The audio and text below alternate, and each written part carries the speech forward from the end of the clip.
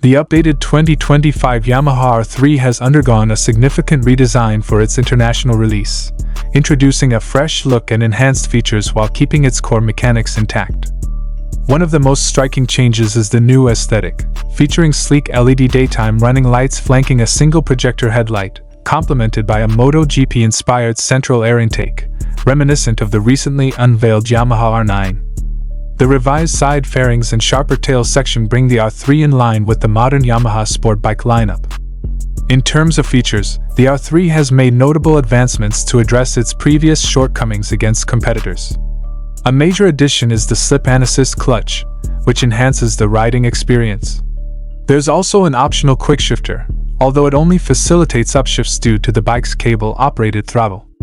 The new LCD display now includes Bluetooth connectivity, providing a modern touch, although many rival small sport bikes have already transitioned to TFT displays. Additionally, a USB charger has been introduced, adding practicality to the overall package. Despite these upgrades, the R3's fundamental characteristics remain unchanged. It still boasts the 321cc twin-cylinder engine, producing 42 horsepower at 10,750 RPM and 29.5 Nm of torque at 9,000 RPM. Electronic aids are limited to dual-channel ABS, maintaining the R3's straightforward appeal.